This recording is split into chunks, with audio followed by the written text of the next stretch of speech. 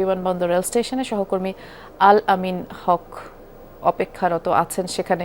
আমাদেরকে একটু জানাবেন, যেহেতু আজ থেকেই ঈদের ছুটি শুরু হয়ে গেছে এবং গতকাল আমরা দেখেছি বেশ চাপও ছিল অহন, আজ ঠিক এই মুহূর্তে ট্রেনগুলো ঠিকমতো শিডিউল অনুযায়ী ছাড়ছে কিনা এবং যাত্রী চাপ কেমন দেখছেন আপনি?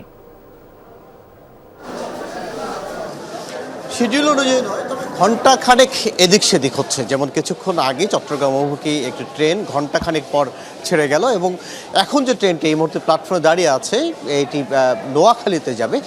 এই ট্রেনটি কিন্তু আমরা দেখছি যে সঠিক প্রায় ঠিক সময়ে এসেছে এবং অন্যান্য যে ট্রেনগুলো কমলাপুরে এই মুহূর্তে অপেক্ষা করছে সেগুলো ঠিক সময়ে ছেড়ে যাবে এমনটি আশা প্রত্যাশা রয়েছে। আর সাধারণ মানুষ যারা ঘরে ফিরছেন, আনন্দ নিয়েই ঘরে ফেরার চেষ্টা করছেন, তারা বলছেন যত কষ্টই হোক তারা ঘরে ফিরতে চান। এবার ঈদের ছুটি বেশ আগে থেকেই শুরু হয়েছে, যে কারণে ঘরে ফেরার তারা গতকাল এক দফা চলে গেছে।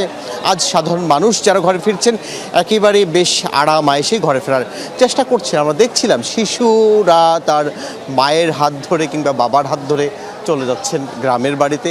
নিশ্চয়ই এবার ঈদের আনন্দ ভাগাভাগি করে নেয়ার যে প্রচেষ্টা সেটি বেশ। এবং টিকিটিংয়ের সিস্টেমে আমরা যদি বলি, এই স্টেশনটিতে একেবারে টিকিট যাদের নেই হাতে তাদেরকেই ঢুকতে দেওয়া হচ্ছে না, বেশ কয়েকটি নিরাপত্তা চৌহদ্দি পেরিয়ে তাদেরকে ঢুকতে হচ্ছে। এবং একই সঙ্গে আমরা দেখছিলাম ঘরের ধুলাবালি বন্ধ করতে গিয়ে, জানলা বন্ধ করতে গিয়ে আলোটি বন্ধ হয়ে যাওয়ার মতো ঘটনা ঘটেছে।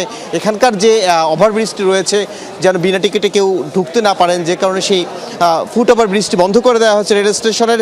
যে কোনো সাধারণ মানুষ যারা এপাশ ওপাশ যাতায়াত করবেন তাদের জন্য কিন্তু কষ্ট হয়েছে। আবার ঈদ যাত্রার জন্য নির্বিঘ্ন করার জন্য এই যে নিরাপত্তাটিও তো দরকার, সেটির জন্যও এটিকে মেনে নিচ্ছেন। তবে যারা একেবারে ঢাকায় ঢুকছেন সেই সংখ্যাও কিন্তু কম নয়।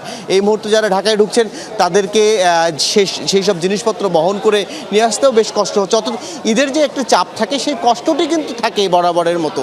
সেই কষ্ট উপেক্ষা করেও সাধারণ মানুষ যখন ঘরে ফিরতে যান নারীর টানে আমরা বলে থাকি, সেটি নিশ্চয় আলাদা সুখ কিংবা আলাদা বার্তা বহন করে। আর এইসব মানুষ বরাবরের মতো আমরা দেখেছি এই ট্রেনের টিকিটটি যখন কয়েকদিন আগে, অন্তত 10 দিন আগে যখন অনলাইনে উন্মুক্ত করে দেওয়া হয়, কয়েক সেকেন্ডের মধ্যে ট্রেনের টিকিটগুলো শেষ হয়ে যায়। সেই সময় অভিযোগ উঠেছিল যে এই টিকিটগুলো কি ঠিকঠাক সাধারণ মানুষ গ্রাহকরা পাচ্ছেন কিনা।